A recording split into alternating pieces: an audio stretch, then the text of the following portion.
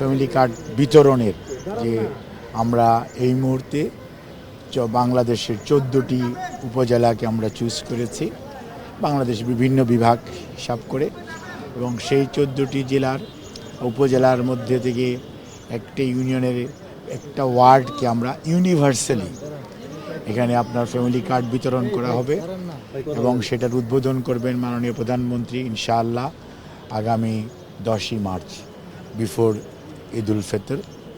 এবং এটা বাংলাদেশে একযুগে ওই দিন 14টি উপজেলার এটি কার্যক্রমটার সূচনা করা হবে এবং এটা কন্টিনিউয়াসলি চলবে এবং এই কার্যক্রম গ্রেজুয়ালি আপনার সারা বাংলাদেশে ছড়িয়ে দেওয়া হবে এবং এটার মাধ্যমে ইনশাআল্লাহ একটা সময়ে যে বাংলাদেশের যারা হতদরিদ্র বলি আমরা অথবা দরিদ্র এবং নিম্নবিত্ত এই 3 শ্রেণীর সুবিধাভোগী আমাদের যে মারা আছেন, একটা পরিবারের যে মা প্রধান উনি এটার সুবিধা পাবেন সেই পরিবার।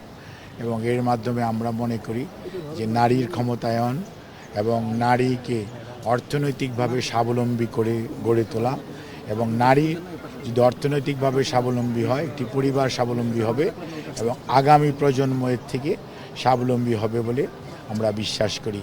এটি বাংলাদেশ জাতীয়তাবাদী দলের অন্যতম নির্বাচনী কমিটমেন্ট এবং সেটি আমাদের প্রধানমন্ত্রী জনাব তারেক রহমান দীর্ঘদিন যাবৎ এটার উপর ওয়ার্ক করেছেন এবং আজকে ওনার সভাপতিত্বে এবং সংশ্লিষ্ট মন্ত্রী উপদেষ্টা এবং ঊর্ধ্বতন কর্মকর্তাদের উপস্থিতিতে এটি আজকে অনুমোদিত হয়েছে এবং প্রতি মাসে ইনশাআল্লাহ 2500 টাকা করে ওনাদেরকে আর্থিকভাবে সহযোগিতা পাবেন ফ্যামিলি কার্ডের মাধ্যমে।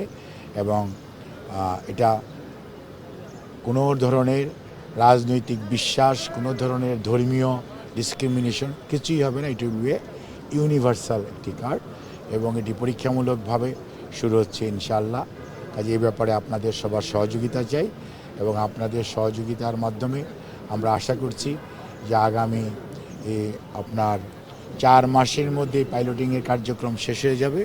এর পরবর্তীতে আপনার সারা বাংলাদেশে এটা আরও ব্যাপকভাবে অ্যাটলিস্ট প্রতিটা উপজেলাকে এটার আওতায় আসবে এবং আমরা হয়তো একটা উপজেলা প্রথমেই পুরো উপজেলা দেওয়া যাবে না, হয়তো প্রথমে একটা ওয়ার্ড, তারপরে একটি ইউনিয়ন, তারপরে আরেকটি ইউনিয়ন, এভাবে আমরা গ্রেজুয়ালি এটাকে কভার করব এবং এভাবেই সারা বাংলাদেশ এটার সেবা পাবে এবং সুবিধাভোগী হবে। প্রথম ধাপে কয়জন নারী পাচ্ছেন?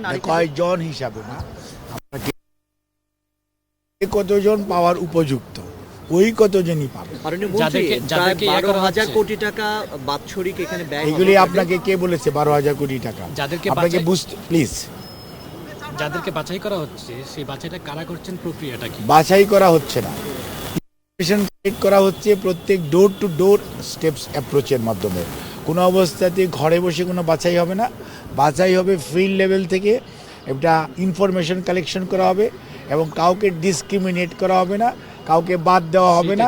কাজেই এটার মধ্যে কোনো গোয়েন্দা কোনো দলীয় এবং কোনো ধরনের ইনভলভমেন্ট নাই। এখানে প্রোগ্রামটা রাজনৈতিক, কর্মসূচি বাস্তবায়ন করবে সরকার এবং সরকারি কর্মকর্তা কর্মচারী উপজেলা পর্যায়ে এই ইউনিয়ন নেতৃত্বে আমাদের বিভিন্ন কর্মকর্তারা আছেন, তাদের নেতৃত্বে কমিটি থাকবে।